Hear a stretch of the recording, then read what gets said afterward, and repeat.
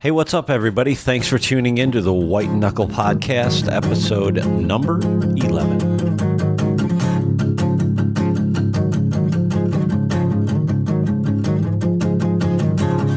Thanks again for choosing the White Knuckle Podcast. Today is episode number 11, and today with us we have Ronnie Cuz Strickland from Mossy Oak. I'm not going to waste a whole lot of time today. Todd and I had a blast talking with Cuz, and I think you'll enjoy the conversation we had as well. So with that, sit back, relax, and enjoy our conversation with Ronnie Cuz Strickland. Welcome back to the White Knuckle Podcast. Today I have with me, as always, my co-host Todd Prignitz, and on the line we've got with us Ronnie Cuz Strickland from Mossy Oak. How's it going today, Ronnie? It's good. It's actually really cold down here. We were all anticipating an early turkey season, and Mother Nature slapped us upside the head. We're supposed to get down to like 25 degrees tonight, so everybody's flower beds are dying, but other than that, it's all good. So. I was joking around with some buddies. We were talking about we've been having such unbelievably mild weather, I think pretty much throughout the whole United States, but at least in the Midwest. And I said, this is going to be one of those years during shed season. We're going to be out walking in 70-degree weather. And once turkey season rolls around, it'll be snowing, blowing, and below zero. Because it seems like this weather, man, you just the last few years have been just so unpredictable.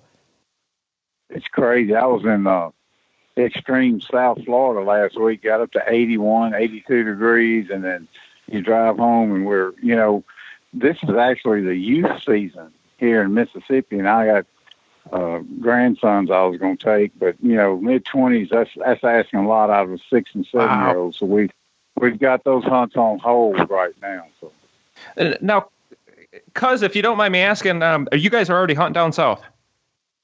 Yeah, well, the youth season opened in Mississippi Saturday. Okay. Of course, the first turkey season to come in is in South Florida, down there kind of south of Lake Okeechobee, and I was down there for that. We had 7 wounded veterans in camp, and 4 of them in wheelchairs, and 6 of them got a turkey and 1 missed. So that was a great way to start the turkey season, as far as I'm concerned. So. Heck yeah. And thank you for doing that for our veterans, man. There's nobody, our police and military veterans and currently serving are the reason we all get to do all this fun stuff. So it sure makes us feel good whenever we hear stories like that. So thank you for what you do, and keep on doing it, and let us know if we can get involved anyway. Yeah, well, I have a couple of projects going on, but it's not just me. It's a big team of people that do that, but it's the more I do it, the more I want to do it, and it's pretty humbling. It changes your outlook when you go hunting with someone else, and they may throw a complaint out there about this or that, and you have to look at them and go, "Really? I just hunted a guy with no legs, and he wanted to go all day." So, but yeah, it keeps us focused, and it certainly reminds, just like you say, the reason we get to do that is because all those people wearing a uniform. Absolutely. Amen to that. And I guess, I'm kind of the type of person, I love to dive into information. Jason and I have been talking about doing a turkey episode or multiple turkey episodes for some time, because I am self-admittedly the worst turkey caller in North America, possibly South America as well, but we don't have that many friends that turkey hunt down south. But, you were just talking about weather, and that's a question I have for you. How does this kind of cold weather, and I mean, like during our turkey season, it can be anywhere between 75 degrees to 30 degrees. What is your rule of thumb, or is there a rule of thumb? Like when it comes to whitetails, we look for the nasty weather to come in and create those cold fronts and those weather fronts that just seem to get the deer, biologically moving. How does cold weather fronts and or warm weather affect turkeys? I don't think the cold weather affects them that much. It's the weather that affects them. It's just, wind and high rain, and that just affects what they do. Some of the best gobbling I've ever heard is when, middle of the season down here, all of a sudden you get that Easter cold snap, and it goes from highs in the low 80s or high 70s, and all of a sudden you wake up one morning, it's 35 degrees. I've heard them gobbling their heads off. I don't think the cold weather affects them as much as the wind.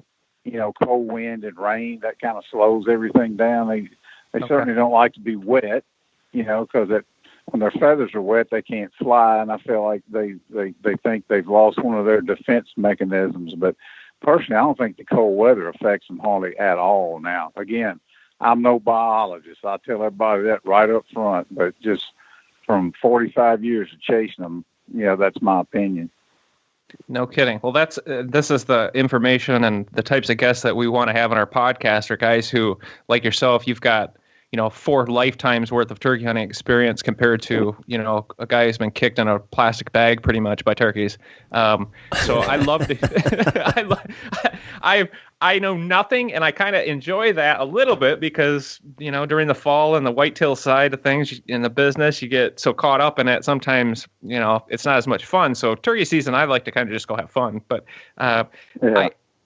I have a question for you again about weather.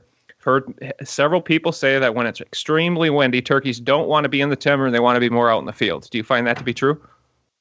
Yeah, I think they'll go more in the openings when it gets real windy and bad like that because they can see.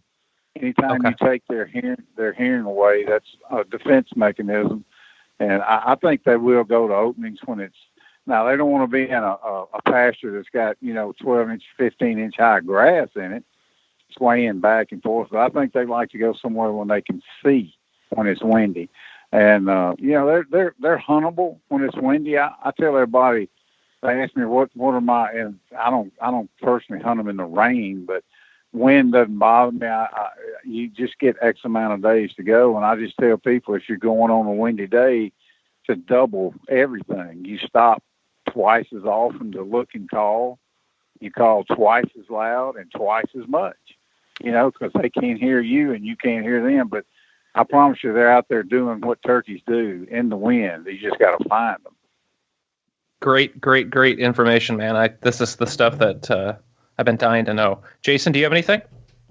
No, I'm just you're kind of covering the things that I would have asked. I have been hunting turkeys since they introduced them. Well, not since they introduced them in Wisconsin, but shortly after they introduced them in Wisconsin, and just happened to have the good fortune of having one of my best friends as a child.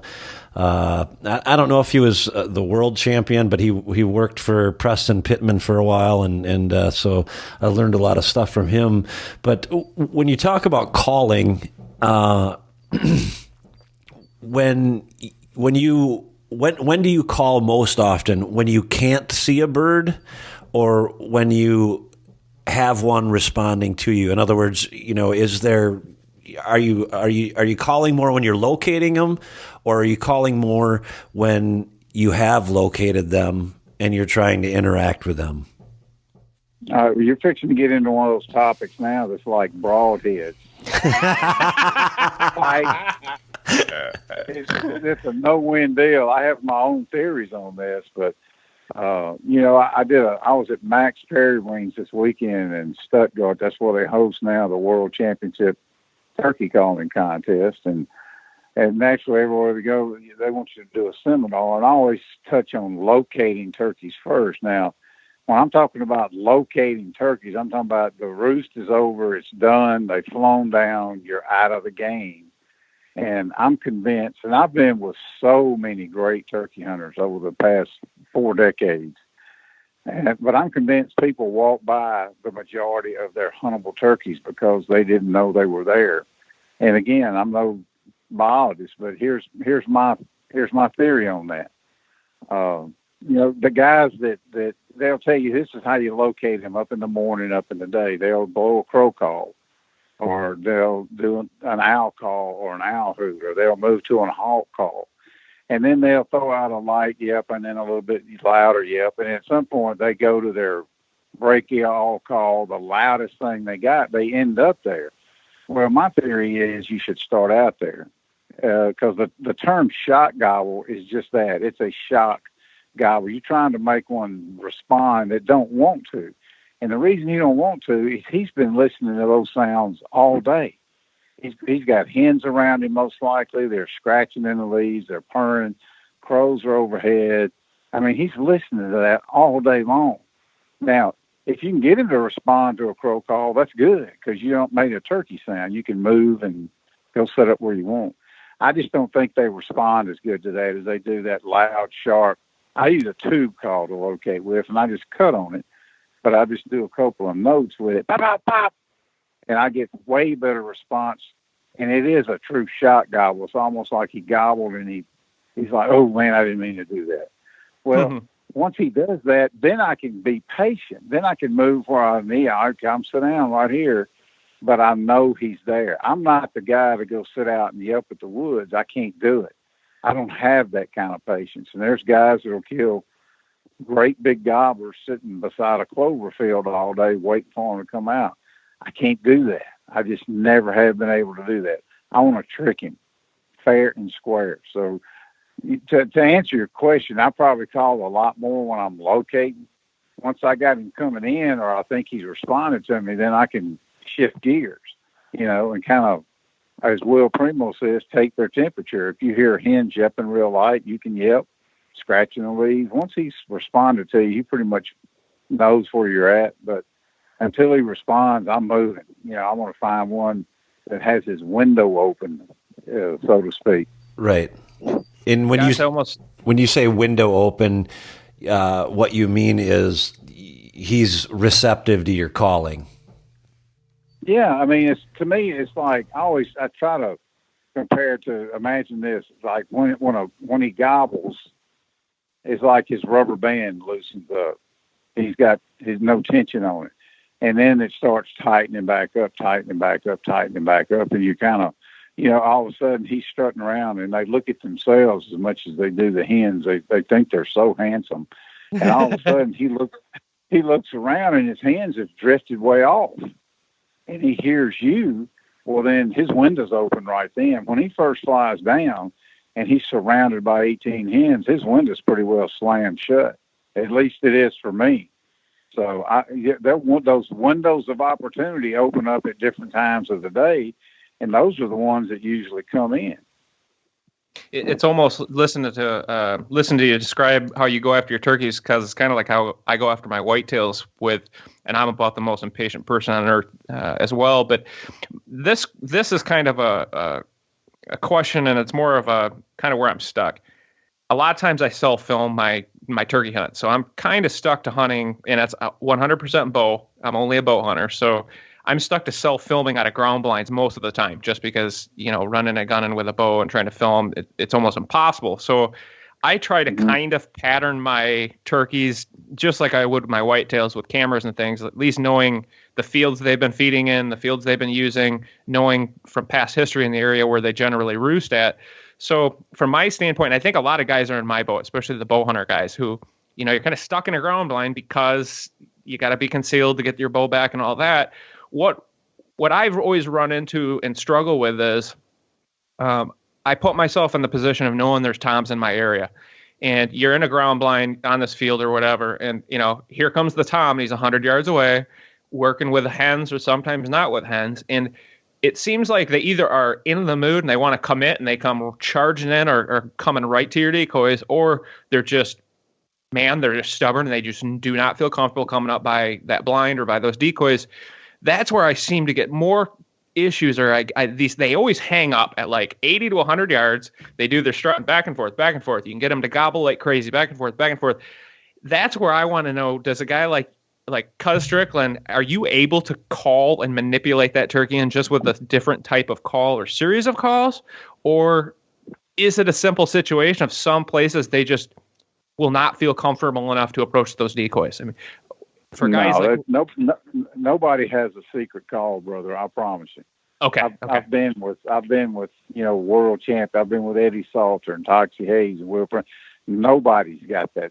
They may tell you some story where they pull one out of the flock and it ran in 90 times out of 100. That's like there was something else going on. There is no secret call. They're so individual. It's like sometimes a decoy will work, sometimes it won't. When you've kind of negated yourself to a ground blind and decoys, which I just don't do, but when you've kind of taken on that responsibility, then that's just going to happen from time to time. The only thing I've seen kind of work better in situations like that is a Jake decoy. If it's absolutely positively, it can be seen only as a Jake decoy. That seems to work better than just a lone hen or certainly a full strutted male gobbler, but no, there's no magic call. I mean, you're reversing nature anyway. The hens are supposed to come to him. Right. That's just the way it goes. But it's hard to call them in if they don't want to, and you never know why. It could be a 2-year-old and the big turkey's out there somewhere and he's been beat up. You just never know. But when you make the choice to sit in a ground blind over decoys, you're just going to deal with it. But no, there are no magic calls. I promise you. Would you say, because that it would be there's a strong parallel to calling a whitetail? It's just some of them are just receptive. At least that's been my experience. Some of them are receptive, and some of them just plain aren't. Well, it's hard to say. Dan, I talk to people all the time about it because I've been bow hunting long, I've been turkey hunting, but down here in the South, people, they'll say all the time, it doesn't work, it doesn't work, it doesn't work. Well, calling may work, but down here the terrain is so thick in most places and so varied and so many pine plantations and thickets and all that. If there's something going on, you probably ain't seeing it. Okay. I learned that in Texas, rattling and doing stuff out there. You could, up on those tower stands and high elevation, you could see the better deer moving around to get downwind.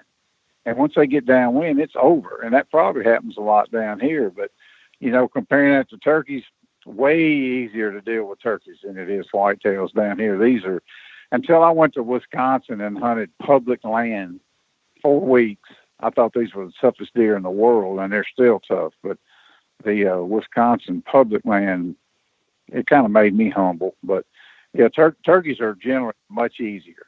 What possessed you to come to Wisconsin and go public hunting? Well, I had a friend that worked for Ram Trucks, and sure, we got to be good buddies. And he was asking me my background. I said I grew up hunting in the Homochitto National Forrest. It's the only place I had to hunt when I was a kid. Bow hunt, gun hunt, whatever. He said, "Man, you got to come up here. We got some great public land bow hunting in Wisconsin." I said, "I'm in." Well, first off, I want to make a TV show about it because so many TV shows you see now, it comes on, the camera's up there, they see a 180-inch deer whack. And that ain't, to me, that's not much of a story there. And I learned from the guys back in the day on TNN and ESPN stories. True stories never go out of style. I don't care what you're doing, but people seem to love the struggle. I went up there for a week, didn't kill a deer, went back the next year, didn't kill a deer. Well, I think it was the third time I went up there, and I finally had a little young buck right on me. I mean, an absolute chip shot, and I didn't shoot it because they were dealing up there at the time with wolves and EHD and all that stuff, and I was like, you know what? I'd gotten to the point where I was trying to prove something to myself. And if I'd have shot that deer, it would have been for all the wrong reasons. So I just let it go. But the show was actually really well received. The ratings were really good. And I think it was about the struggle more than it was anything else, because it was pretty real to go up there and hunt in those big north woods. Being from Mississippi and getting your butt kicked, it was kind of reality TV, if you know what I mean. Well, and that's something that you don't see very often watching, whatever outdoor channel, network that's on, TV. You don't see a lot of that. I guess the thing that you call the struggle, and that's one of the things that we've for the last 10 years. Wouldn't you agree, Todd? Concentrated on. Oh, I couldn't agree with you so much more, and I'd love to hear it coming from other people too, because when I kind of got into White Knuckle Productions and started producing DVDs, I was actually just talking to Jason about it, but the Wenzel Brothers, that original Primal Dreams DVD they did, was actually my inspiration. I imagined something that beautiful with those great of stories, and then evolving kind of more into like a little bit more of a modern take, like a Drury production or something, but meshing them together and finding the great storylines, but yet making it a little more fast paced, so the younger generation and impatient viewers would have the time to sit down and listen and watch. But I think the one thing when we first started doing DVDs, the first question everybody would ask you is how many kills are on it, and that's basically kind of it was the measure of a quality of a DVD was how many deer did you kill in this DVD. And over the years, it's been so cool to watch the industry evolve away from that a little bit.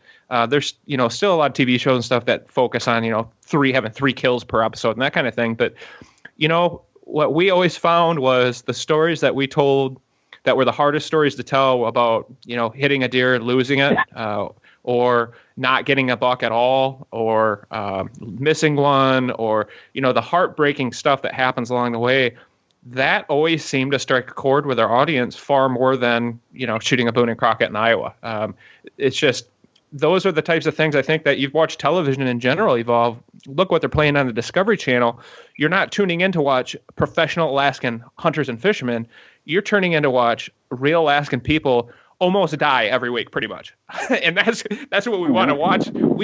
I like watching Gold Rush, the gold mining show, just to see what equipment breaks down and how they fix it. Because that's like one of the greatest. We all like to watch a train wreck, and I don't think hunting is any different. And it's relatable, man. We have so many hunters and fishermen around this country. I grew up hunting in Michigan on public land, and the same thing. It's like, man, some of my buddies down here in Iowa who grew up hunting around here, and they know nothing different than hunting, Midwest private farmland. And I think to myself, I think almost every hunter kind of deserves to at least experience it from the other side, because I know down here even now, some 28 years, 30 years after I started bow hunting, I still see 130-inch 8-pointer coming through the woods, and it might not be a deer I killed now, but I still get that rush because, that's just not reality for everybody. Not everybody gets the opportunity to hunt all these beautiful places that we all get to hunt. So I think it's cool that you guys are kind of going back to the basics and, kind of seeing how it is on the other side. And I wish more professional hunters would do that. But unfortunately, in the business we're in, it's about what you kill and getting the sponsors and all that fun stuff. So sometimes you don't get to do the hunts that you really want to do. Yeah, well, actually, we've kind of always done that. We've never really scored a deer on Hunting the Country. And that kind of all starts with Toxey Haas. We've always been, real story oriented and trying to find what's important. And I tell people right now, we have the perfect storm. And you touched on it. You hit it on the head. It's all these reality shows. And, we got shows on Pursuit Network, and we have shows on the Outdoor Channel. But when you go on Discovery and History, you're talking, 300 and 400 million households. That's a lot of viewership. And they're doing stuff they would never let us do forever. They're gutting animals and shooting them. And everybody, I'm telling you, a lot of people want to live that lifestyle.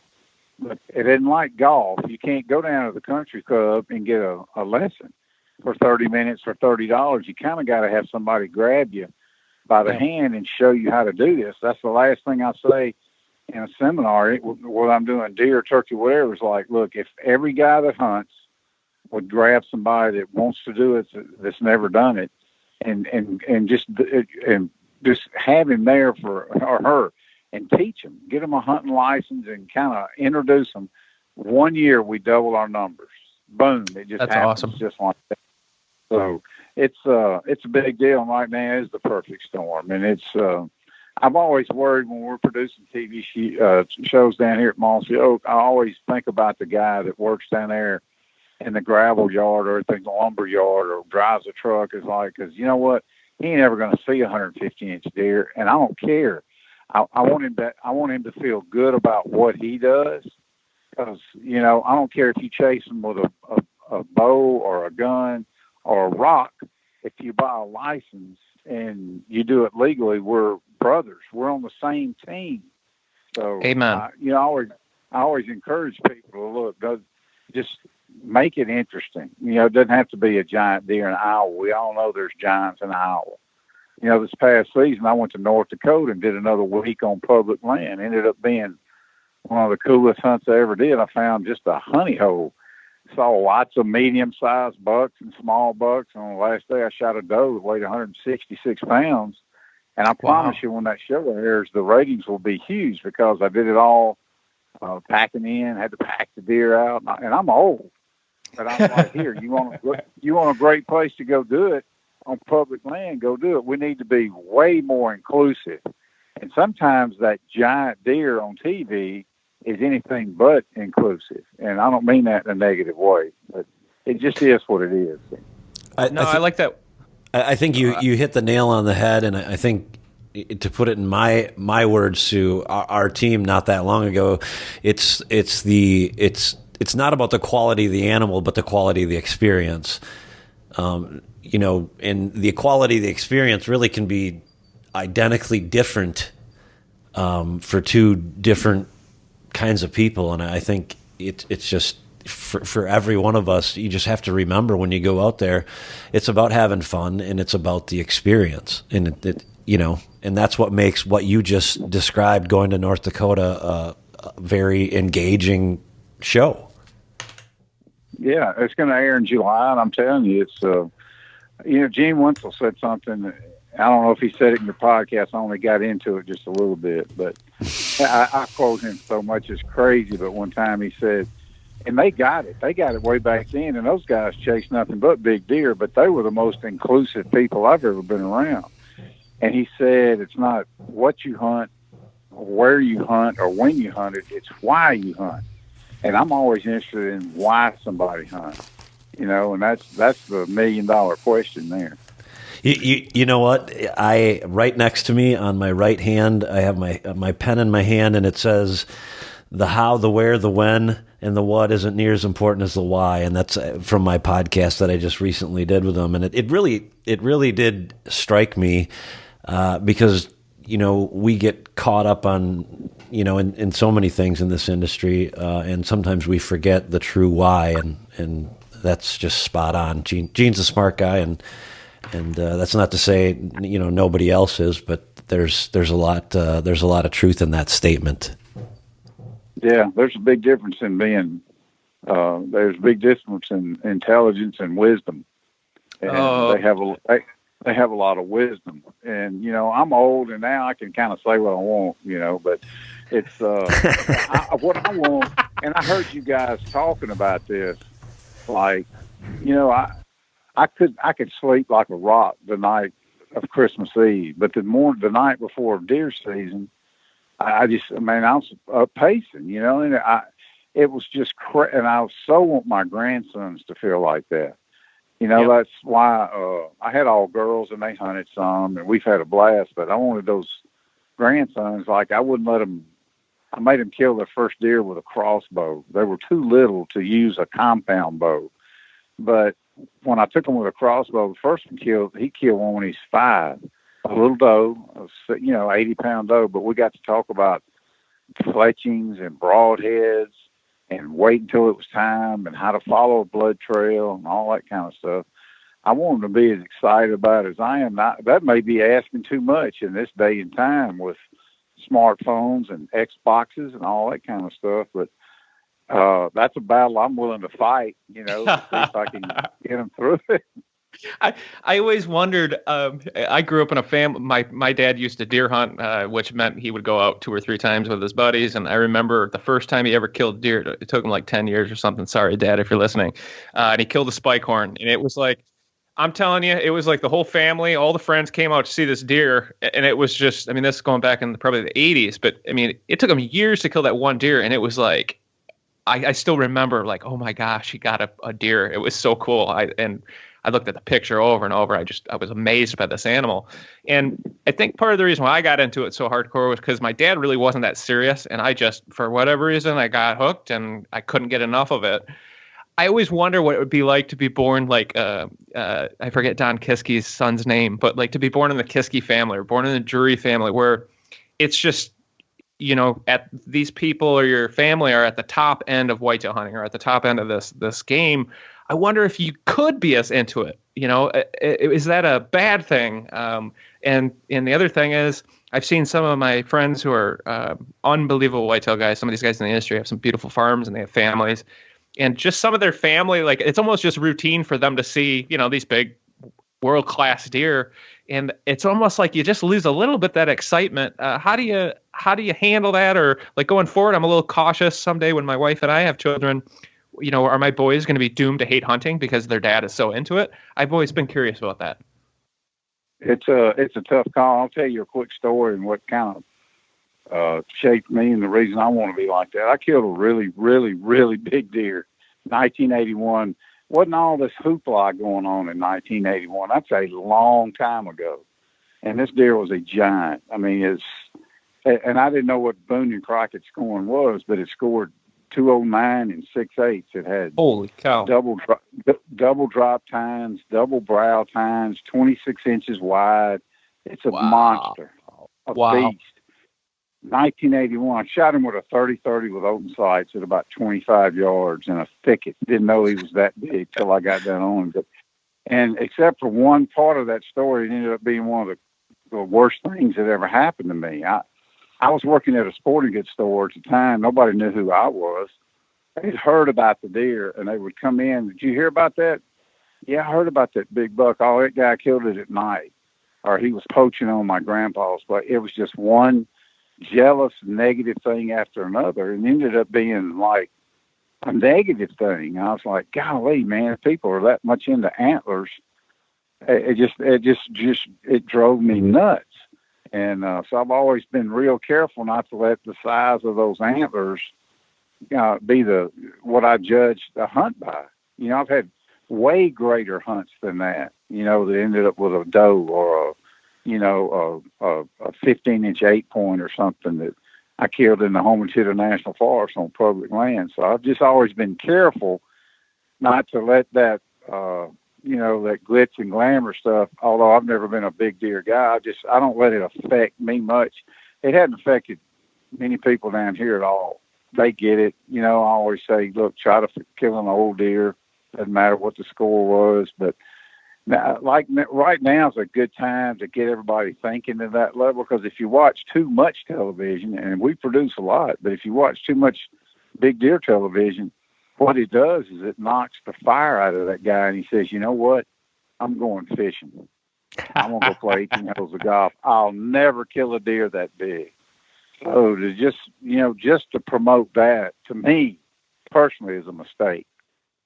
I could not agree with you more, and I had a kind of a similar thing happen to me kind of early into my when I started getting serious and traveling, really going after mature deer and out of Michigan and whatnot, and got an opportunity to hunt with some really, really big time deer killers, and they were very, very much focused on the scores and killing the biggest, and it was a big ego thing, and I did that for a couple years and kind of just wasn't my thing, and I kind of took the fun out of it when, hunting for me had always been just a personal thing between me and an animal, and as you continue to hunt and you learn more, my greatest, it's still to this day, I got a couple I'm going after their sheds right now looking for them, but that's the piece of my internal, I've always felt like a predator in that relationship with nature, and not just being out there trying to kill as many animals as possible, but being a part of the wonderful thing God has put on this earth of life and death and the creatures He's given us to chase. But I've always felt connected with that far more than a score. And for that reason, because I've never scored any of my bucks ever in my life, for that same reason, was I just saw so much of an emphasis on it where it just, that's almost disrespectful to the animal to me. When I was hanging out with guys they kill these huge deer, go cut the heads off, they don't eat venison, they didn't use any of the animal. And to me, it's, I think it's almost disrespectful when you put such a high priority on the score of these antlers on their head. But with that being said, that's the great part about living in America and having the freedoms we do. You can enjoy any aspect of this as you want. Look, I'm one of those guys. I'm like you. When I sit down, I got a little farm. I'm tweaking it for whitetails. Although my goal, I had a guy out there, a county agent or something. He said, "Now, what is your goal for this farm?" I said, "My goal is to have a target-rich environment with maximum carrying capacity. Because these kids coming up, I want them to have a great place to hunt." You bet. But my dream when I sit down is, man, I hope I see a giant. But that ain't the reason I'm out there. I mean, you can do both without being all the way one way or all the way the other way. I personally love the venison. I love tricking them. I love hiding. I'm like Gene Winslow. I like to get them close. That's all I do. It's all I've ever done. The big deer I killed in '81 was like the last deer I ever shot with a rifle, other than doing some doe management. I get it. But, going too far the other way is not good either. That's one good thing about the turkey. The first thing I told George Thornton, he's the CEO of the National Wild Turkey Federation. He came on board, and I was lucky enough to have a conversation. He said, "You got any advice?" I said, "Don't publish the scoring system. Don't push it. There's a scoring system for turkeys too." I said, "It's the worst thing ever happened, in my opinion. Just don't do it. If he's 2 years old with a full fan, boom, he's there. He's ready to go. He's ready to shoot. He's ready to get shot." So, I get the big deer stuff. I do stuff with the Drurys all the time, and they're certainly the bar for all that. Yeah. Again, I always think about that average Joe because, however many hunters it is, if it's 20 million, I will promise you 19.5 million of them are never going to kill a 180-inch deer. No. And just like what you mentioned too, I'll tell you, a lot of people don't realize it, but like just what you said, you kill one big one, and oh my gosh, one of my good friends here in the area, Sam Calora, and cuz I don't know if you know Sam or not, but he's a legend around here, but he's killed a bunch of big deer, and he's one of the best hunters I know. He owns Mrs. Dopey's buck lures, so he literally he lives with these animals year round. The guy is awesome, just a incredible human being and Christian. But when I moved here 10 years ago to this area, it was the same thing. I talked to 10 different people, and they had a different story about, oh, well, Sam killed that buck doing this or doing that. And Sam is the most honest, ethical hunter I've ever met in my life. And the stories you hear about just from jealous people who don't know any better, and so they just start talking. But it was a reminder of, it's really easy for us, a lot of people, especially the 19.5 million, sitting out there to see these guys killing these huge deer. But believe me, guys, there are politics that come along with every single one of these. And I can only imagine, you sit down with a guy like Mark and Terry Drury, I can only imagine the stories they have from over the years. These guys, they're not lucky. They didn't end up in that position because of luck. They've all worked really, really hard to be on those farms and own those farms and manage those farms. So, and it almost ruins it to a bit where you're like, I could see exactly where you're coming, because I got a little bit of taste of that, the big buck stuff, where now it's like, all I want to kill is a big mature deer, and, antlers are secondary. Yeah, it's old. I saw a TV show one time, and not going to name it, but this guy had a decorated Navy SEAL was his guest. And they were rattling there. I think they were in Texas. And I mean, this guy rattled up like 6 giant deer, and he never would let the guy shoot. I was like, really? I was wanting to call the Navy SEAL and say, dude, you can come to my farm and bring a fully automatic AR-15 and start shooting. Are you kidding me?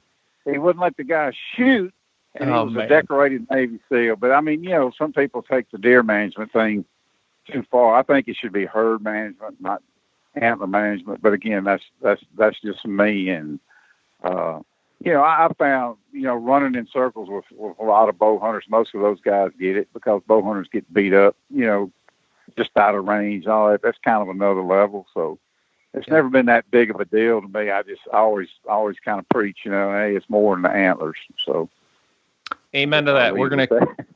We're going to help you translate that message, because that's kind of the same thing Jason and I and the White Knuckle team have been trying to preach for a long time, that it's the journey, not the destination. And, there's one thing, it's cool to kill a big buck, but for me, man, when you don't get them and you get to find their sheds, now I get to think about, what I'm going to do for them next year and all that. But I think it takes every hunter to get to that point, and cause you probably hit it a long, long time ago, and I hit it, quite a while ago, but you get to a point where you've accomplished, those personal goals of yours, and it's different for every person. And once you kind of get to that point where you're like, I've accomplished, a lot of the things on my list that I could never imagine doing, and that's when hunting again opens up to you and it becomes fun again. And one of those times for me was when I started filming. That was like adding a huge new level of difficulty. I mean, quite a challenge. And then documenting and sharing those stories. And And I sometimes think a lot of the younger guys, especially the guys who are filming and trying to do shows and podcasts and everything, when I started filming, I'd already had a good 15, 18 years of hunting under my belt. And had become pretty good hunter and all that. And I'm thinking to myself now, there's so many guys who are just getting into hunting and they pick up a camera and want to start filming right along with it. And I wonder if that's always a good idea, if they're not just going to burn themselves out before they've had a chance to really become a man or a woman in maturity and as a hunter as well. Yeah, I'm tracking right with you. When I started filming deer hunts, my biggest regrets, I didn't keep the gear because it was unbelievably bulky. The first camera arm that I had, we drew it out on a napkin. It was actually made out of angle iron because the camera and the record deck weighed 88 pounds. Oh my gosh, I can imagine. Yeah, so getting it in a tree was like a major accomplishment. It was so hard. So. It's hard for me to relate to. Yeah. And how much was that rig back in the day? Oh God! I mean, same rig you carry turkey hunting. I mean, it literally had a 3/4 inch tape, and the recorder had a big long cable that hooked to the camera, and they had tubes. You had to turn them on and let the tubes warm up, then punch play and record, then hit the record button. So it was a nightmare just to get anything. And now everything is so beautiful. That's one of the plus sizes of smaller cameras and all that has allowed you to be, excuse me, way more stealthy, So, yeah, I know what you're talking about. It added another level of difficulty. It added about 20 layers of difficulty back in the day. That's why the first video that the Wentzels did, bow hunting October whitetails, that was the most fascinating thing I'd ever seen because I was in the process of working with Will Primos for his first turkey video, and I was like, how in the world did those guys film deer hunts? Because I was staying on the ground, on the turkey woods, and it was a major, just unbelievable feat to see what they put out. Well, and because those old cameras that you guys are running, I mean, correct me if I'm wrong, in order to get to that level where you could be production quality to be on air, there was tens of thousands of dollars in investment just in the equipment compared to now. I know just when I knew Lee and Tiffany were this is 10 years ago, I knew some of their cameras were $90,000 rigs with all the lenses and different things they had. So, talk about being difficult, but then, you drop one of those things out in the field. Holy moly, you're talking about a huge loss. I don't know how you guys did it, but I sure appreciate the fact you did. Yeah, it was very heavy. And, of course, it went from the 3/4 inch tapes to beta and then beta SP. It was quite the transition. But, the only two cameras that we ever lost, we lost them in the same day, two of them on a duck hunt. A black lab knocked one off the top of one of those metal pit blinds. Another guy was carrying his by the strap, which I told him 20 times, don't do that. And he hadn't cinched the buckle good, and it slipped, and both of those cameras went underwater. And at the time, those cameras were about $30,000. Oh my goodness! And that's without the lens. That was crazy money back then. But everything was aired on TNN, and it was not that many shows out there. It was a major production back then. And I got a lot of stuff now. A lot of what I shoot personally now, there's another team working on TV stuff, young guys.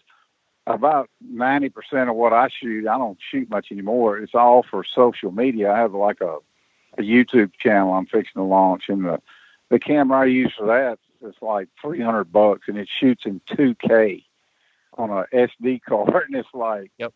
You got to be kidding me! I can keep it in my pocket, and we transfer it and bring it up, and it's like you would have to have walked in my shoes to know how cool it is to have a $300 camera that'll slip into your pocket and shoot at 2K. It's just crazy. No more white balancing anymore, huh? Yeah. The first turkey video I did for Wilbur, I had 16 kills after the season was over with, and we went to this big production house, and we sat down and we put the first 3/4 inch tape in, which was about a foot wide. They were so big and bulky, and he pulled the edit guy pulls it up, and he asked me, he said, he's looking at the video, it was a little blue. He said, did you get a white balance? And I said, what's a white balance? I brought the camera in. He physically showed me how to do that. I went, wow, I'll do that from now on. But, all that's a thing of the past. Nobody knows anything about that, and that's all good. I know these young kids around here get tired of hearing, those back in the day stories, but it'll build character if nothing else. So. Oh, goodness gracious. The old blue screen. We used to use the GL2s when we first started. And, I could tell you stories. We used to have a whole training seminar on just how on white balancing. White balancing and not reviewing tapes. You'd have guys who would film the greatest buck of their life, and they'd sit and they'd review the tape, thousands of times, show their buddies, and end up ruining it. And it was like, the things we don't even have to consider anymore. We can just throw an SD card in the mail or in a drive and be done with it. So, but that's a good thing. Trust me. So. Oh my gosh, yes. But I cannot say how enjoyable this has been for me, because I enjoy talking about more than just the latest and greatest tactics and calls and this, that, and the other. But let me ask you one last turkey question, if I could, because if you're going to pick one call, I've tried personally. Like I said, I'm the worst, and I've tried mouth calls. You don't want to hear that. I've tried the box calls, the back and forth, didn't work very well. The only calls I've been able to do anything at least consistently and it sounds decent is on a slate call. Right. Is there a particular? Is that okay? I guess, or should I try to master some other methods? All right. If I can give you the expanded answer, if I had to take somebody that doesn't call a lot, give them one call, I'm giving them a single-sided box call. Big difference in box calls. A single-sided box call means that once you take it back and you take it back to the right and you come to the left, it stops. It's got a ledge there that won't let you go any further. Most boxes you can going left to right or right to left. A single-sided box call is only going to make you make one stroke. That's probably the most proficient thing. People do things wrong with a box call all the time. If you watch them, the first thing you do is pick the lid up. You never pick it up. You slide it back and you slide it to the left. Slide it back, slide it to the left. And any kind of sound that resembles a hen, if his window's open, it's going to be money. The calling part is way, way, way overstressed, and you go to contest callers and all this kind of stuff. It's good, but let me tell you the difference in a turkey hunter and a turkey killer. A really good turkey killer, he's got all the tricks, and he uses those calls. He worries about generating volume when the wind's up there, so he's got an advantage. He can run any kind of call, like on a very humid, bad humid day like that. The last day I was in Florida, the turkey would only gobble at a slate call. It's because of the humidity hanging down low like that. It's all about the sound waves, and he kind of knows that. But what a really good turkey killer has in his bag of tricks is always between his ears. It's that determination. It's like Eddie Salter thinks he can make a turkey gobble in the parking lot at the mall. He just needs some quiet time. It's about determination and what's between your ears. The calling is really kind of overrated. I did a thing on my YouTube channel. My daughter got me to do it. She knows more about this stuff than I do. She said, you got to do a vest dump and let everybody know what's in your turkey vest. And I'm like, nobody's going to be interested. Well, when I dump my vest out, it ain't that much in it. I carry a tube call, and that's what I do my locating with. I can also call one up with it or do a coyote or whatever. I had a couple of mouth calls, a bottle of water, and a thermosol, and I think that was it. That's all. I didn't carry like 4 slates and 5 boxes and all that stuff. Trust me, the calling part is very overrated. I tell people all the time, spend 90% of your time finding turkeys. Get some dirt where turkeys are, and 10% practicing your call. That's about the right, average as far as I'm concerned. Would you say that the majority of the turkeys that you called, the majority of the turkeys that you've killed, has it been as a result of calling or as a result of locating them and putting yourself in the right position?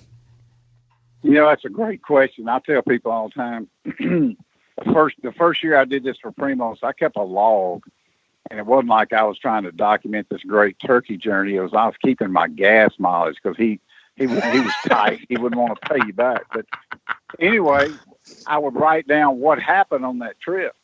And I think of those 16 kills I got that year, all but 2 of them were between like 9:30 and noon. And it was that fly down off the roost, strut, drum, right?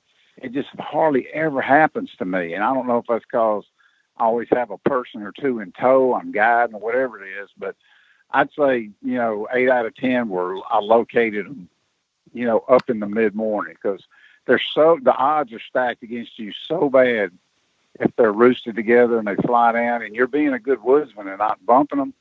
They're flying down, they're getting together, and the odds of that turkey coming in while he's got a group of hens are pretty slim unless you set yourself where he wanted to go. That's the way to make your call and get really good is be sitting where they want to walk anyway. That'd make anybody a world-class turkey caller then. But I'd say about 80% were located later in the morning. So. And I definitely have noticed that. I think at least here on my farm too, where I know they're flying down. I usually about the time I'm cold and getting bored is when actually movement starts to actually take place. It seems like they're up on their feet and a little more callable. Well, if I could, Todd, do you have any more questions? No, I'm that pretty much at least at the minimum. But one last comment about calls. You go to any deer show or turkey show out there, and that's been a big part of my life doing all these shows.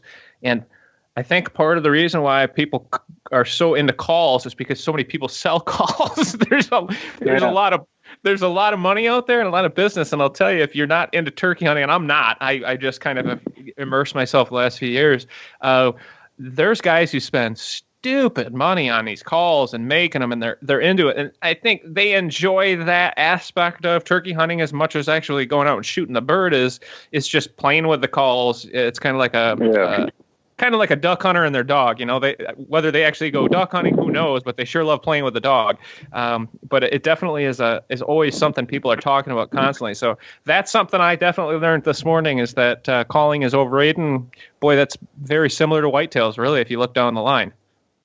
I'm gonna give you some advice now. Don't get insulted about turkey hunting, but I can get you hooked on turkey hunting really quick. Look, and you're talking to a bow hunter. We could talk bow hunting for the next 10 days. Leave your bow at home. Take a shotgun. Learn how to call on mouth, call on cluck, and chase them. Go trick them fair and square. Move when they move. Get in front of them. Yep. Have that classic. Take you a 20 gauge or a 28 gauge or a 410. Make it challenging, but God designed them to be shot right upside the head with number 5s. It makes all the difference in the world now. I went through that stage. I killed 3 with a bow and arrow, and I was doing it back when they didn't have this stuff. The first one I killed, I took a single aught hook and put it on my arrow with super glue and a fishing line and all that to kind of slow the penetration. It was a nightmare back then, but I was bound and determined to kill them with a bow. But it's so much more fun to get you some well broken boots on, get you a turkey vest, 2 or 3 calls, get you a 20 gauge that's got a tight choke in it, and go chase them, man. It's the best hunt on the planet. I promise you. Cool. I might have to take you up on that, buddy. Yeah, look, nobody's watching. Go have some fun. That's all I'm saying. I can't tell you because how many people I've had tell me the same thing. They're like, dude, I love bow hunting, but man, there's just something about shooting them in the head with a shotgun that once you do it, you'll understand. So maybe I need to do it. Well, you need to try it one time, just so you can say I've been there and done that. That might not be your thing, but when you start doing it, you don't have to carry them decoys. You don't have to carry that big blind. And you talking about it changes the atmosphere, it changes the playing field, and all of a sudden you go like, wow. See, I love tricking them. I love setting up. My big deal is picking out a spot to sit down because people so often they think about what's in front of me. It's way more important about what's behind you because if he comes up and he can see really well behind where you're at, that's a lot of times when they hang up, they can't see. They can't see the hen that's been making that noise. For me, part of the whole deal, my main thing is finding that exact right spot to sit down. And that's part of the hunt. So you need to experience all of that, before you say, well, Sure. I don't care turkey hunting. Look, it'll bite you. I'm telling you, it'll bite you like a dog. So give it a shot. I think that's probably what I need because, when you're in a blind and you're in the right spot and it's hot, it's fun. But oftentimes it just becomes a lot of long hours where you just, if you're not having fun, you better change it up. Otherwise, you ain't going to enjoy doing it very long. Yeah, you do that in the fall. Spring, it's not deer hunting, it's turkey hunting. So I'm just saying, get you some good, nice broke-in boots and chase them. So I love it, you man. owe that to you owe it to yourself. So, and I'm a bow hunting fanatic as well. So.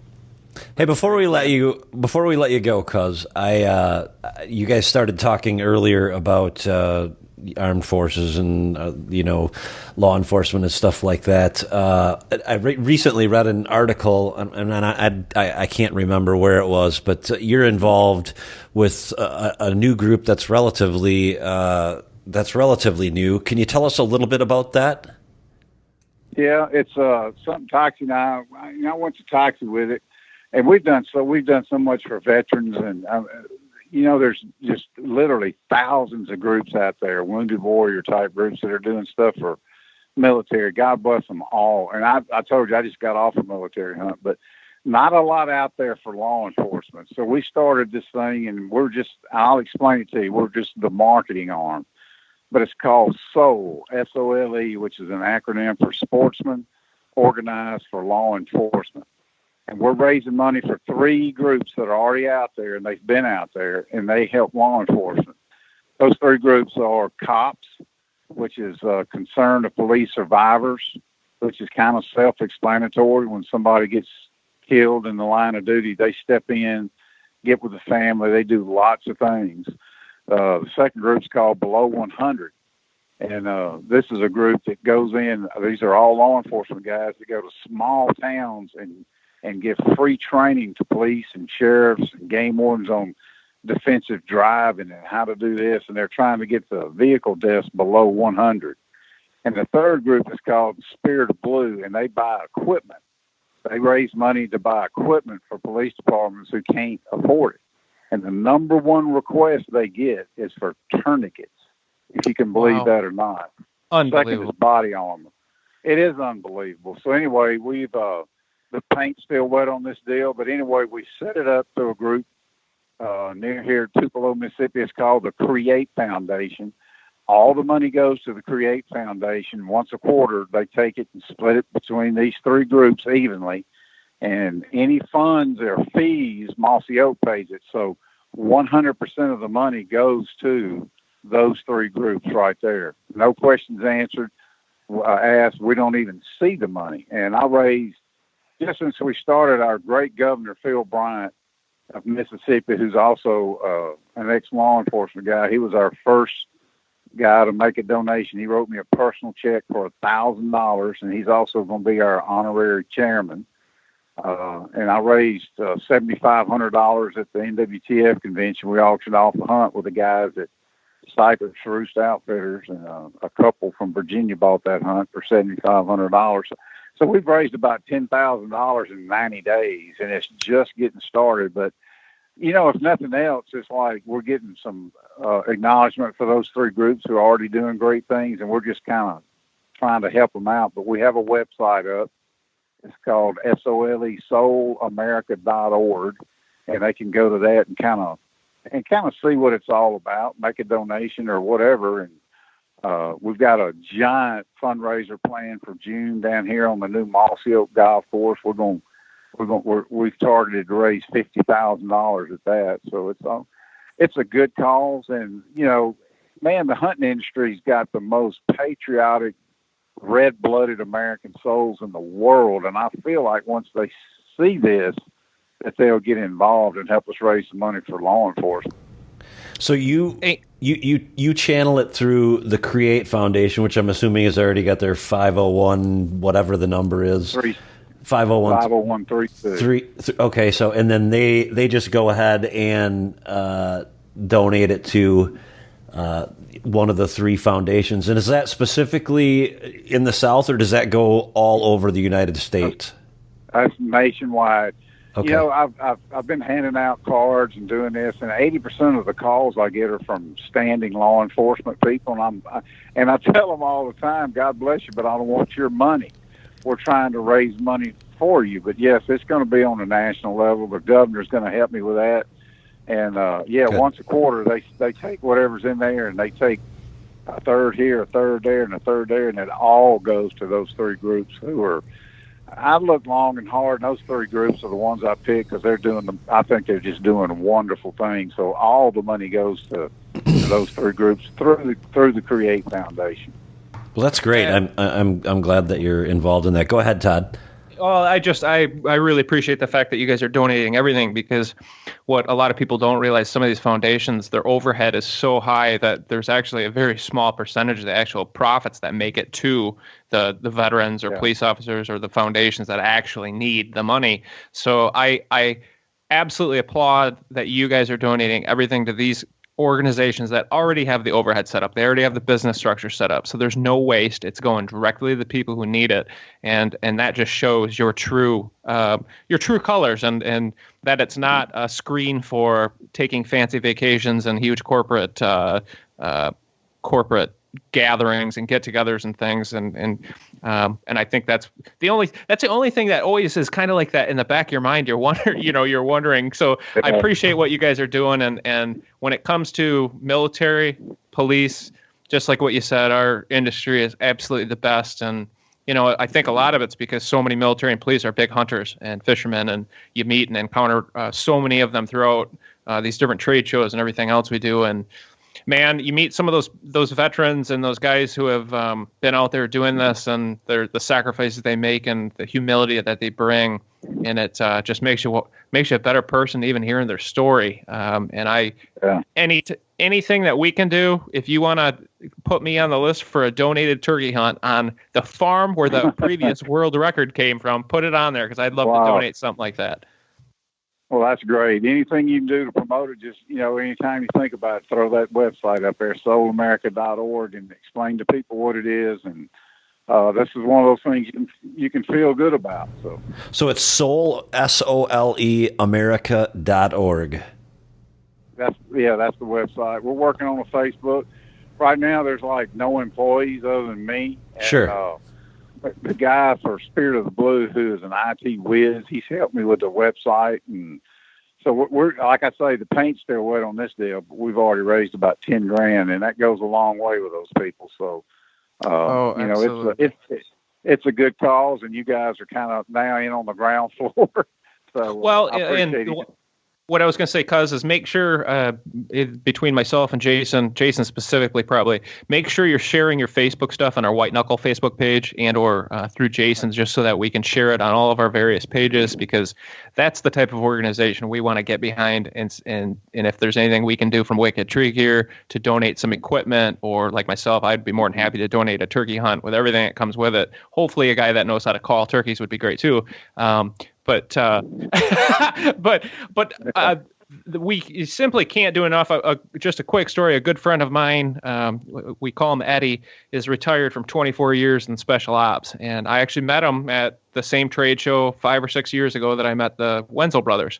And Eddie's become a kind of a major part of my life, and just knowing what he had done and what his brothers went through and the sacrifice they make, it makes you feel pretty stupid for worrying about stuff like money and Facebook likes and, whether somebody paid you on time but you meet these individuals, and, man, I tell you, they make your life a little bit more enjoyable to live, knowing that they're out there doing their job for us every day.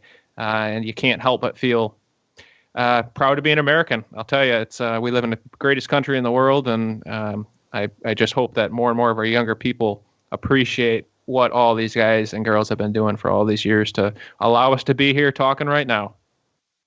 Well, I appreciate it. I got the soul stuff up on my Facebook page. I started a Facebook page around Thanksgiving. My 12-year-old granddaughter helped me design that and get it up and going. So I got Instagram and Twitter and all that, so they can follow the soul thing on there. But we do have a soul Facebook page. I think it went up maybe last week, but I'm pretty constant putting stuff up there. I just put some stuff up there from the hunt we did in Florida. The couple that bought that hunt, they both, actually a couple bought it, and the husband ended up taking a police officer with him. They both got their turkeys the first morning. So I've been posting that kind of stuff. But yeah, it's all good, and it's something like you say, 100% of the money goes to where it needs to, so you can feel good about that. So feel free to help me promote that. You guys are now on the ground floor, so. Yeah, absolutely. Cool, man. I will make sure and leave it in the show notes. You mentioned you're going to start a YouTube page. Is there anything else that you want me to leave in the show notes? Yeah, the YouTube thing, I've been real fascinated with that. Trying to find out, a guy at my age trying to communicate with younger people. It's really confusing because I'll get a group of young guys come up to me and they're all wearing old bottomland Mossy Oak, and they want to hear old stories. They just love the old stories. I'm like, you know what? There's a place for that. And I hadn't really promoted it yet, but I got a YouTube page, and it's Cuz411. And I've been posting and just shooting kind of behind the scenes when we're doing stuff. Like I just posted the first part of that Florida turkey hunt with the veterans, and it did really well. On my Facebook page, it goes nuts. But it's kind of behind the scenes, and people seem to like that. So I'm putting some soul stuff on there in the next 2 or 3 weeks. But the YouTube page channel is just Cuz411. I ain't selling product. I ain't doing anything. I'm not promoting anything, but just kind of what we do and behind the scenes. And they can kind of keep up with soul on that as well. So, are you still working for Mossy Oak? I am. I'm still here. Been here for, it'll soon be 30 years. I just jumped on board right as Toxey was getting started, and I could talk about him for hours. The guy's got a heart big as this building I'm sitting in, and he gets it. And when I started pitching the soul thing to him, I was maybe 15 seconds into the pitch, and he just stopped, said, "Do it. What can I do?" I said, "I'll keep you posted." That's just the kind of guy he is. Toxey's so smart and such a great marketing guy. And he's at the point now where he's really into conservation and giving back, and it means something to him. He's really behind the scenes. He doesn't like being on television, doesn't like this and that, but the guy's got the heart of a lion. He's a conservationist like you wouldn't believe, and he's behind all this stuff 100%. And he'll call from time to time, "Well, how's the soul thing going? What do you need?" So couldn't be in a better home to get it launched as far as I'm concerned. Well, that's great. We appreciate you taking the initiative to do that, and we will absolutely at White Knuckle do our part to help you. Law enforcement is near and dear to me, as Todd knows. It's what I always wanted to do. I just never completely got into it. But I'll post for anyone that's listening. I'll post all of those notes in the show, and from me and Todd and the rest of the White Knuckle team, thanks for taking the time. I know we didn't spend a ton of time speaking on any specific subject, but that's, I guess, what Todd and I like to do, is just talk about everything if we can, and maybe at a later date we can get back together and abuse your brain for some whitetail tips or something like that. Hey, well, it was my privilege. I promise you. Without vehicles and people like you, none of this would have been possible. We launched Mossy Oak on the back of outdoor media. We didn't have a budget, and guys like you out there, boots on the ground. It means something. So yeah, anytime you want to hear me jabber, just call back. I got lots of bow hunting stories. We talked a little bit about turkey hunting more than anything, but I'm here for you anytime. Okay.